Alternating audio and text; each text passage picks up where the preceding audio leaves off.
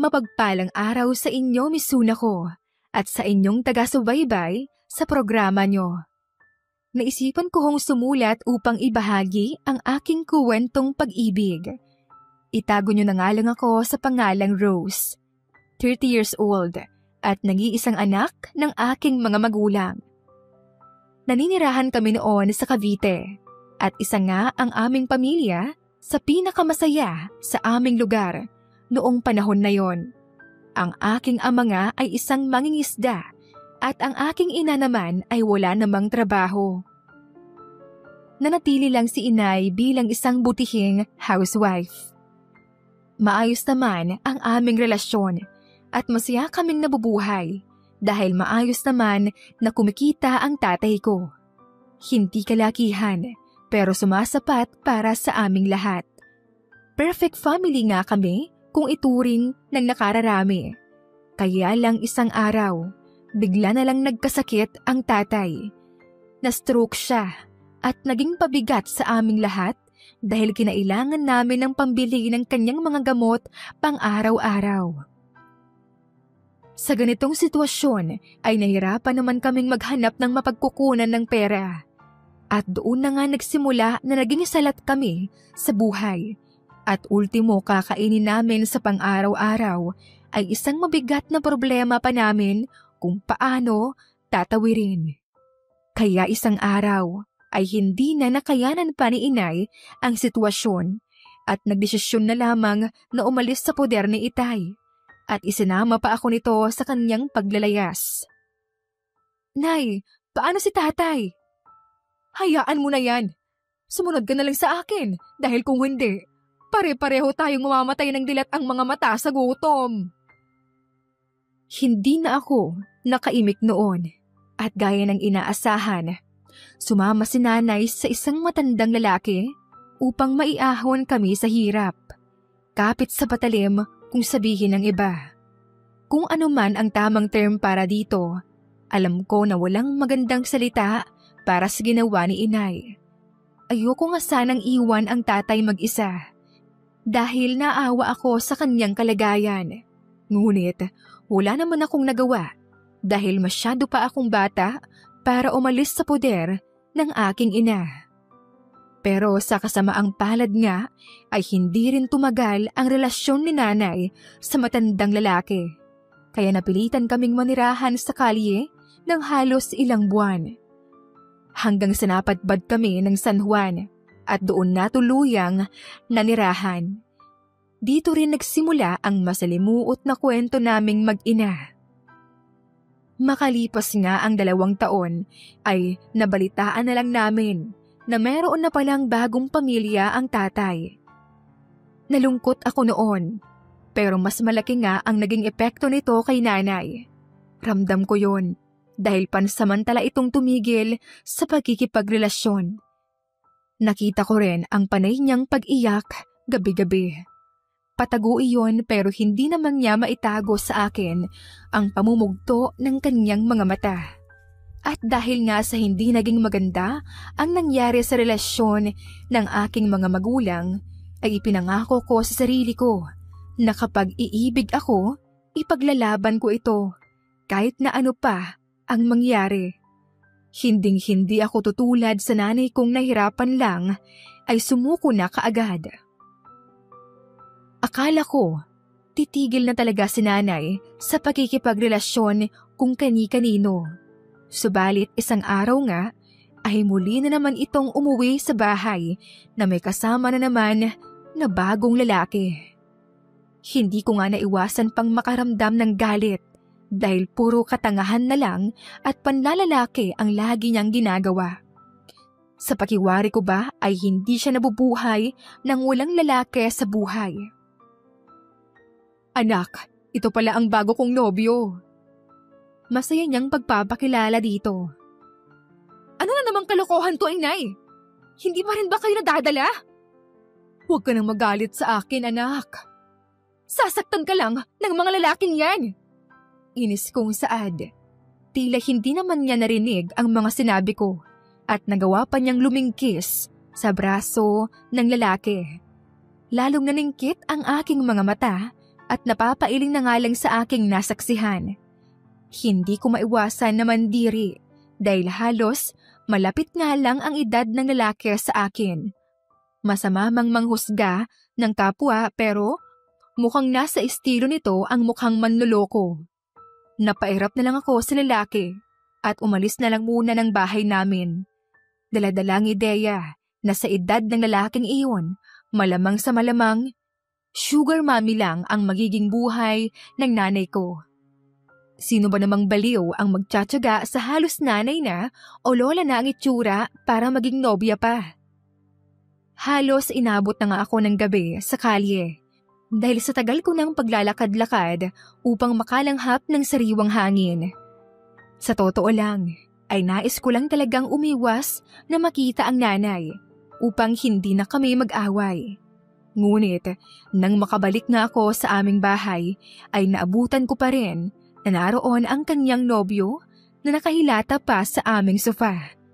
Sobrang nag-init ang aking ulo nang makitang tila nagpapakasarap lang ito sa buhay, habang ang aking ina nga ay abala sa paglilinis ng aming bahay. Kinabukasan nga ay naabutan ko pa rin natutulog ang nobyo ni nanay sa sala. Hindi ko na nga lang ito pinansin pa at dumiretso sa kusina at doon ko nga nakita ang aking ina na abala sa paghahanda ng aming almusal. Niyakap ko na lang ito ng mahigpit na para bang walang nangyari.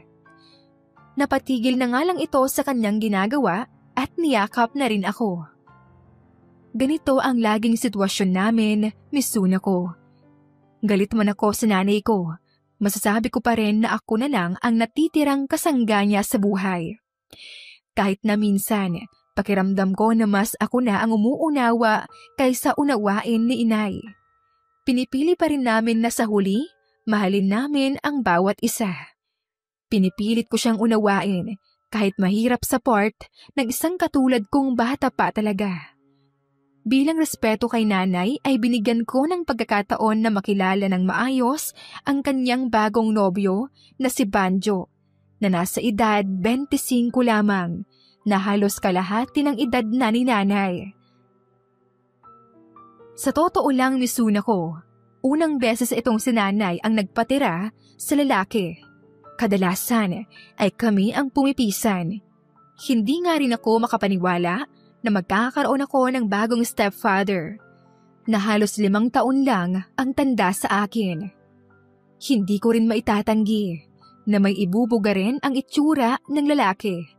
Maliban sa bata ito, fresh, ay may maganda rin itong pangangatawan at may magandang ngiti. Malayo man ang agwat ng kanilang edad, ay makikita naman sa kanilang mga kilos ang pagmamahal nila sa bawat isa, na kahit na sinong makakita ay maiinggit. Tila seryoso na nga si nanay sa pakikipagrelasyon kay Banjo. Ilang buwan ding ganito ang kanilang sitwasyon. Naoobserbahan ko rin ang pagiging maalaga ni Banjo sa aking ina, na labis ko namang ikinasaya. Habang mas nakikilala ko si Banjo, ay mas nawala na ang pagdududa ko sa kanyang intensyon. Sa tingin ko nga ay isa talaga itong mabuting tao. At sa tuwing nakikita ko nga sila na magkasama ni Banjo, ay parang bumabalik ang saya ni nanay, katulad noong magkasama pa sila ni tatay. Ngunit, kahit na anong gawin ko, ay hindi ko makita si Banjo na magiging bago kong ama, dahil para na nga lang kami nitong magkaibigan. Minsan ay napagdesisyonan na nga namin na maghanap ng trabaho para tulungan si nanay. Pareho lang kaming walang tinapos sa pag-aaral ng stepfather ko, kaya sa mga tindahan lang kami sa palengke nag-apply sa trabaho. Sa panahon nga ngayon ay hindi na mahalaga pa kung anong klaseng trabaho ang iyong papasukin. Ayos na kahit ano basta marangal at makatutulong sa pang-araw-araw na gastusin. Naging maayos naman ang pag-a-apply namin ni Banjo sa mga tindahan. Ako nga ay nag-apply sa isang karinderya bilang tindera, samantalang si Banjo naman ay kargador. Maayos naman na nakitungo sa akin ang aking stepfather at ito nga rin ay naging maalaga na parang katulad ng pag-aalaga niya sa aking ina. Sa tuwing hindi nga ito nakatingin ay hindi ko maiwasan mapatitig sa mukha niyang gwapo. Hindi ko tuloy maiwasang hilingin na magkaroon ako ng nobyo na katulad ni Banjo. Sana, matanggap na tayo sa trabaho. Gusto mong kumain na muna tayo? Ililibre kita. Masiglang saad ni Banjo. Huwag na po at baka hinihintay na rin tayo ni nanay. Agad kong pagtanggi. Nagugutom na ako. Halika na. Masayang saad niya at hinila na ako papunta sa isang karinderya. Hindi na nga ako umangal pa dahil nakararamdam na rin ako ng gutom at pagod sa aming ginawang paglalakad. Napatitig na nga lang ako sa aming kamay na magkahawak. Napalunok na nga lang ako at bumilis ang tibok ng puso ko at tila nagugustuhan ang mga nangyayari. Hindi ko alam pero nakita ko na lang ang sarili ko na nakangiti habang nakikipag-usap sa stepfather ko. Habang tumatagal nga akong nakatingin sa mukha niya, ay doon ko lang lalong na-appreciate ang kanyang taglay na kagwapuhan at napatitig ako sa kanyang mamula-mulang mga labi na parang hinihikayat ako ng mga ito.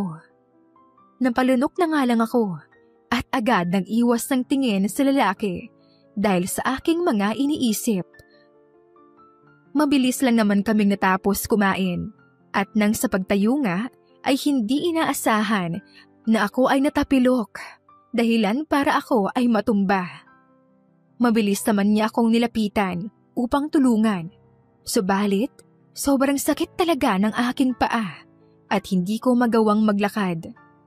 Nagulat na nga lang ako nang umupo ito sa aking harapan at sinabi na papasanin na lang daw niya ako sa kanyang likuran pauwi sa aming bahay.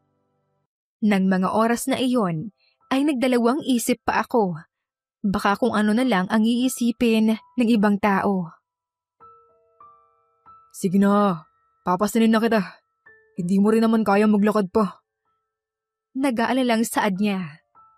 Napatingin na nga lang ako sa kanyang malapad na likuran at sa huli ay wala nang nagawa pa kundi ang yumakap sa kanyang leeg. At nang maglapat na nga ang aming mga balat, ay parang may kuryenteng pumasok sa aking sistema. Bigla na lang bumilis lalo ang tibok ng puso ko. Mariin ko na nga lang pinikit ang aking mga mata at hinayaan na lang siya na ako ay buhatin. Amoy na amoy ko rin ang mabango niyang buhok na lalo pang ngang nagpa-abnormal sa tibok ng puso ko. Mabilis nga lang na lumipas ang mga araw at mas lalo nga akong naging mas malapit sa aking stepfather. Sobra kasi siyang maalaga sa amin ni inay at parang nararamdaman ko ang sinseridad niya. Mas naging kampante ako na siya ang kasakasama. Hindi ko na nga rin pa maunawaan ang sarili ko dahil sa tuwing magkasama kami ay sobra akong masaya. Habang nasa labas nga kami ng bahay, ay tumawag sa amin ang aming mga na-applyan at sinabing pinalad kaming dalawang matanggap sa trabaho. At nang malaman ko nga ito, ay hindi ko maiwasang mapayakap kay Banjo dahil sa sobrang saya. Noong una nga, ay nagulat din ito sa ginawa ko. Pero sa huli, naramdaman ko rin na binalik niya ang yakap sa akin. Hihiwalay na sana ako ng yakap ngunit nagulat na lang ako nang hinigpitan niya palalo ang pagkakayakap sa akin at ang marahang paghaplos niya sa likuran ko. Napapikit na nga lang ako at dinama ang haplos niya. Misun ako. Aaminin ko, nagustuhan ko ang pagyakap na yon. Pero may parte sa utak ko na mas lalong nakagulo sa isipan ko. Agad naman kaming napahiwalay sa bawat isa. Nang lumabas ng bahay ang nanay, napaiwas nga ako ng tingin na tila ba walang nangyari. Umakto kaming parang normal lang. Hindi ko alam, baka nga para sa kanya ay wala lang. Pero para sa akin ay iba ang kuryenteng dumaloy sa akin. May thrill, may excitement, may iba na nakadagdag ng saya at kilig. Akala ko normal lang iyon, pero ang totoo, hinahanap-hanap ko na ang pakiramdam na yon. Simula nga nang mangyari ito, ay nakaramdam na ako ng tensyon sa pagitan namin ni Banjo. Hindi ko alam, pero parang may nararamdaman na ako sa aking stepfather. Nakikita ko na ito bilang lalaki at hindi lang bilang nobyo ng ina ko.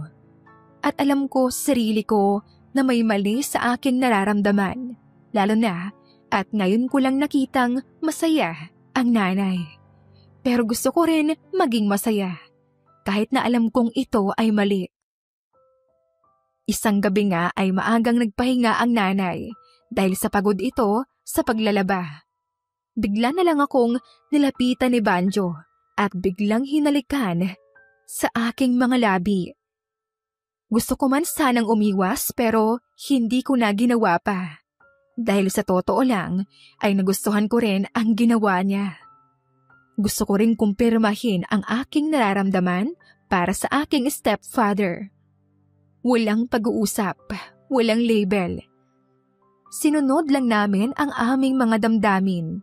Hinayaan lang namin na magpakalunoy sa bagay na mali sa mata ng nakararami. Ganoon pa man, nagkasundo kaming dalawa na pumuslit-puslit na lang tuwing gabi upang mag-date.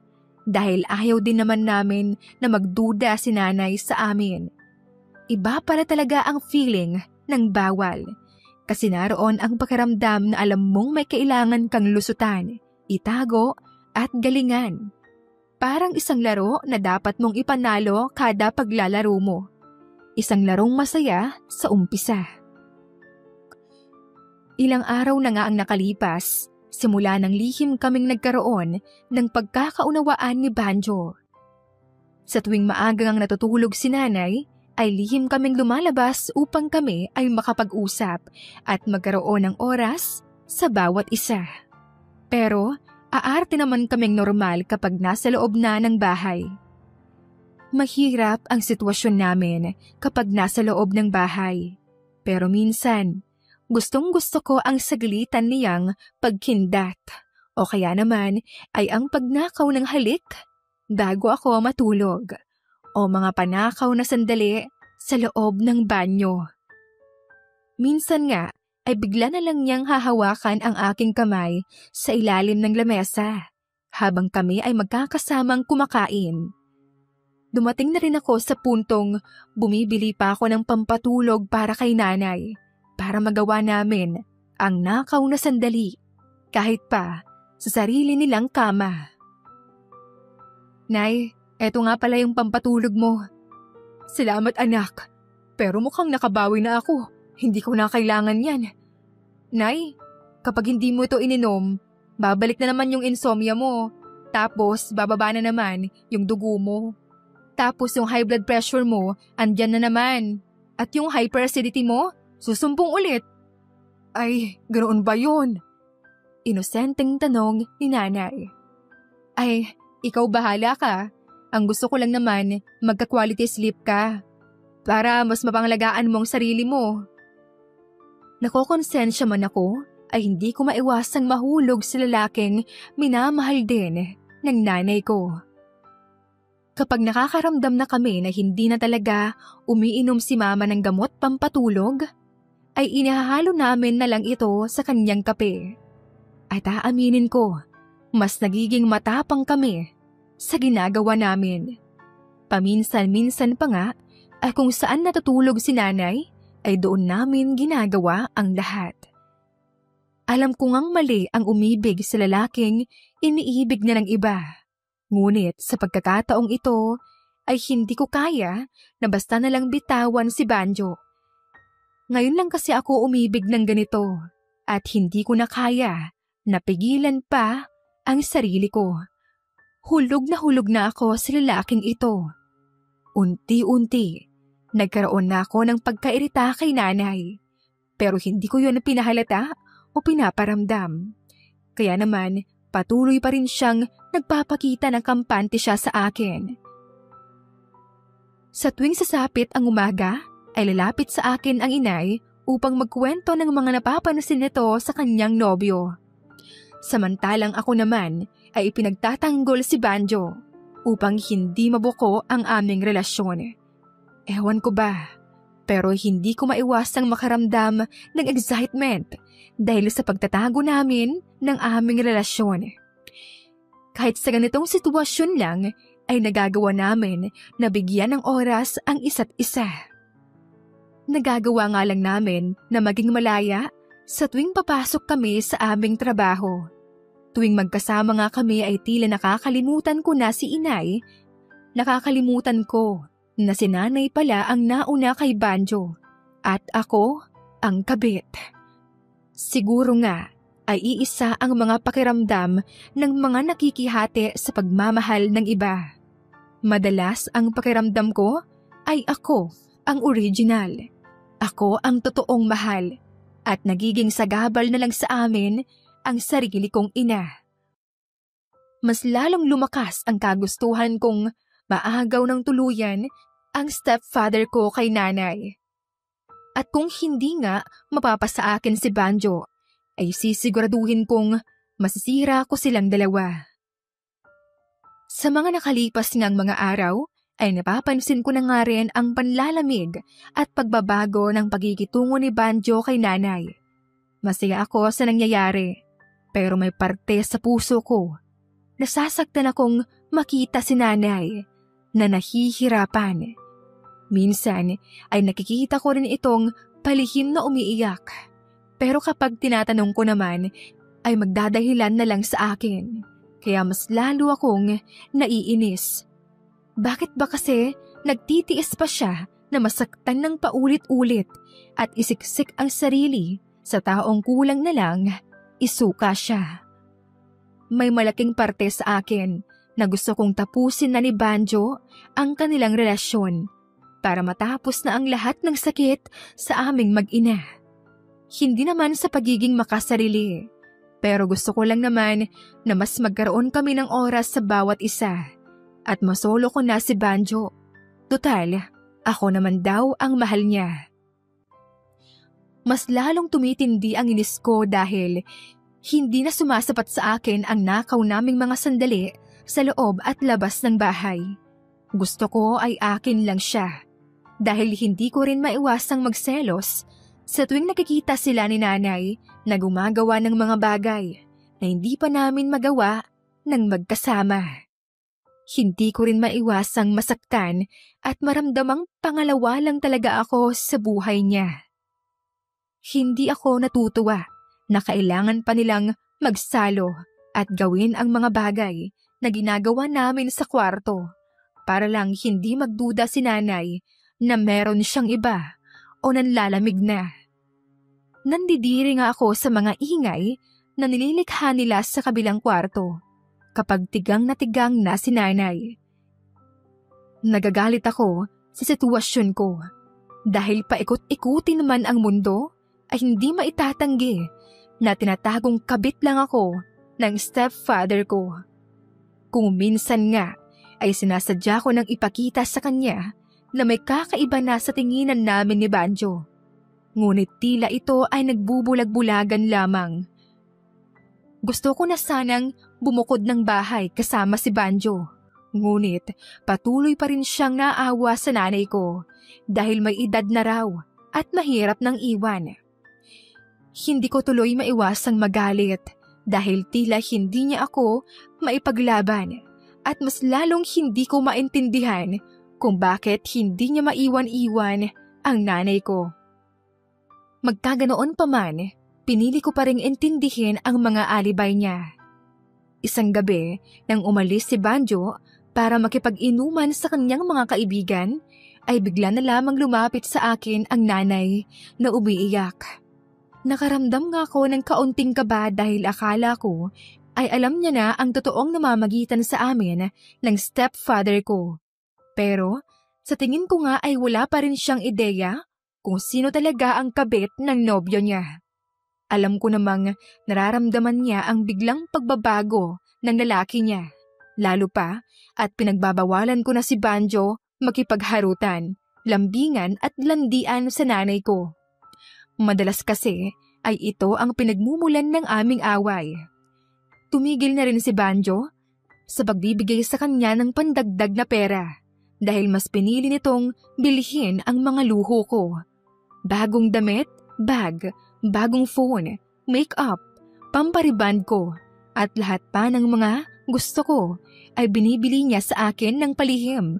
Basta magsabi lang ako. Masayang-masaya ako sa relasyon na meron kami. Anak, sa tingin ko, may kabit si Banjo. Bigla na lang kasing nagbago ang pakikitungo sa akin eh. Sa tingin mo ba, may kabit ang tiyo Banjo mo? Tanong ng aking ina. Palihim naman akong napangiti at nakaisip ng paraan upang isiksik palalo sa isip ni inay na niloloko lang siya ni Banjo. Nagpatay mali siya na lang ako at umarte na walang nalalaman sa kanyang mga sinasabi. Ngunit binigyan ko rin siya ng payo na sundan niya ito sa trabaho upang malaman niya kung sino ang babae nito. Pigil naman akong napangiti dahil halata sa kanyang mukha na naniniwala siya sa aking mga sinasabi. Sa huli nga ay sinunod niya ang aking payo at sumugod nga ito sa trabaho ni Banjo. Natatawa na nga lang ako habang pinapanood ito na magwala, awayin at sabunutan ang isang babaeng katrabaho ni Banjo. Wala man lang itong kaalam-alam na ako ang hinahanap niyang kabit ng nobyo niya. At dahil nga doon ay nagkaroon sila ng malaking away ni Banjo. Dahilan para mas maging malapit sa akin ang lalaki. Sa katabing kwarto ko na nga ito natutulog dahil sa sama ng loob sa aking ina. Samantalang ako naman ay lihim na lang na natutuwa dahil unti-unti ko na ngang nasisira ang tiwala nila sa bawat isa. At sa tuwing kaharap ko naman ang ina ko, ay umaarte akong tutulungan ko siyang alamin kung sino ang kabit ng stepfather ko. Halatang-halata nga na sobra na siyang nasa-stress sa mga nangyayari sa kanilang relasyon ng stepfather ko. Ginagawa ko naman ang lahat upang mabaliw sa akin si Banjo at tuluyan na nga niyang iwan ang nanay. Naiinip na rin kasi ako sa paghihintay na masolo ko siya. Ayaw ko na kasing magkaroon pa ng kahati sa gusto kong lalaki. Kaya nagpatuloy ako sa pagsulsul ko sa aking ina na meron talagang tinatagong babae si Banjo. Samantalang ako naman ay patuloy na lihim na umaaswang sa nobyo niya. Nang minsan na muli silang nagkabati at pinasok ko sila isang beses habang natutulog sila sa kanilang kwarto. Sinadya kong hindi pa inumin ng pampatulog si nanay ng gabing iyon. Walang takot akong pumasok at sinimulang akitin si Banjo. Gulat na gulat nga ito at mabilis niya akong hinila palabas. Natatawa na nga lang ako dahil halata sa mukha niya ang kaba na baka mahuli kaming dalawa. Subalit tila hindi na ako nagbigay ng dahilan pa para ako ay kanyang pagdudahan. Ngunit sadyang tanga lang talaga si nanay. Kahit na nagagalit na si Banjo, ay kaagad ko itong sinunggaban ng halik sa kanyang mga labi. Kaya hindi na rin ako nakaimik pa. Habang hinahalikan niya ako, ay tuwang-tuwa naman akong nakitang nakasilip si inay sa siwang ng pinto ng kanilang kwarto. Hindi ko naman pinigilan si Banjo sa kanyang ginagawa. At hinayaan na lang na panoorin kami ni inay. Sobrang natutuwa nga ako dahil hindi na kami mahihirapan pa ni Banjo na itago ang relasyon namin. Narinig ko na nga lang ang pagsara ng pintuan habang si Banjo ay patuloy pa rin. Ngunit kinabukasan nga ay hindi kumibo ang nanay sa kanyang mga nakita. Tila ba wala siyang nakitang nangyari kagabi.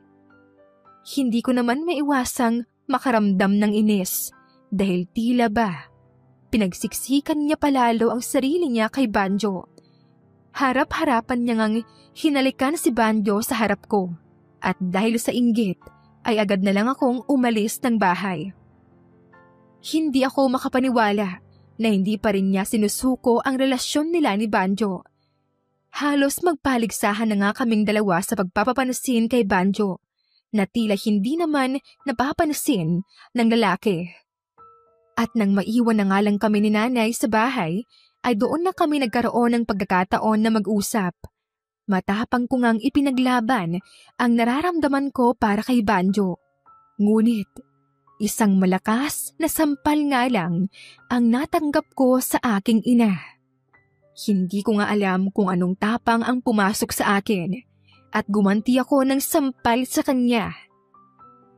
Simula nga noon ay hindi na nga naging maganda ang samahan namin bilang magnanay. Lagi kaming nag-aaway at nagsusumbatan ng nakaraan. Ngunit wala ni isa sa amin ang sumusuko.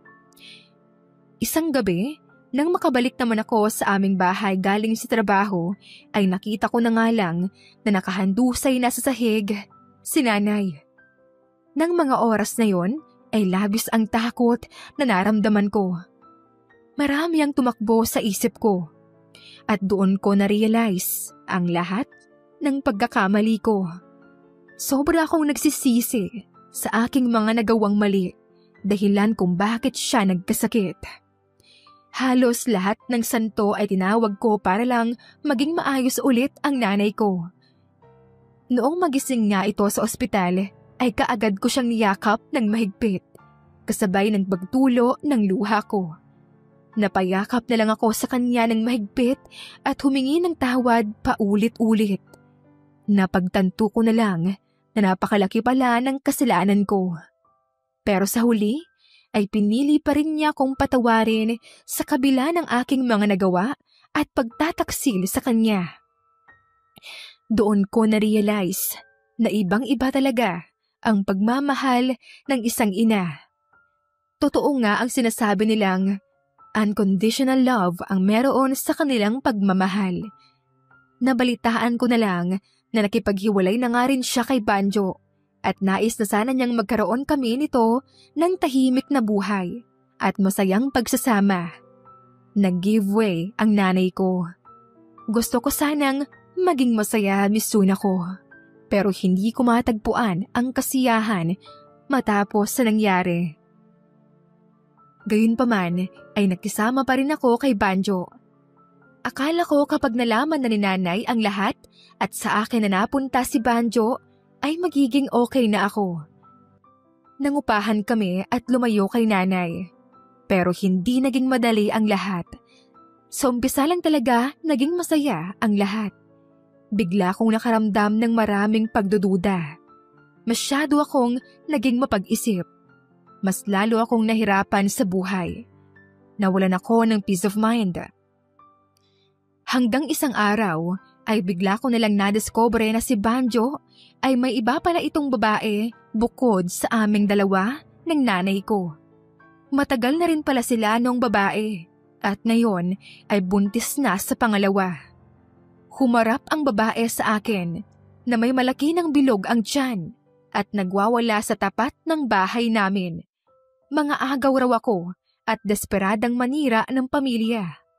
Sobrang galit na galit ako sa ginawa ni Banjo sa akin. Nasira pa ang relasyon naming mag-ina nang dahil lang sa kanya. Hindi na nga ako nagdalawang isip pa at nakipaghiwalay na rin sa lalaki na akala ko ay tunay akong minahal. At dahil nga sa mga nangyari sa aming naging karelasyon, ay bumalik ako kay nanay at pinili na lang nakalimutan namin ang nangyari. Maraming taon na rin ang nakalipas, Misuna ko. Sa wakas, ay nakatagpo naman ako ng tamang lalaki para sa akin. Si Angelo, isang manager sa bangko. Maayos na rin ang buhay naming mag-ina. Magkasosyo kami sa isang maliit na restaurant na tinayo namin. Salitan kami ni inay sa pag-aasikaso noon at salitan din kami sa pag-aalaga sa aking dalawang anak. Masaya nga siya dahil malapit na malapit sa kanya ang mga apo. Pagkagising pa nga lang ay siya na agad ang hinahanap. Kasama pa rin namin siya sa bahay. Hindi ko siya kayang iwan at pabayaan. Isa siya sa mga kayamanang meron ako. At alam ko naman na ganoon din ako sa kanya. Hanggang dito na lamang po ang kwento ko, Miss Sunako. Sana ho ay nagustuhan ito ng inyong mga tagapakinig at nakapulutan din ng aral ang aking istorya. Nagmamahal, Rose ng San Juan. Sana po ay nagustuhan ninyo ang ating kwento ngayong araw. Ako po ang inyong tagapagsalaysay, Miss Sunako. Maraming salamat po sa inyong pakikinig at hanggang sa susunod na kwento.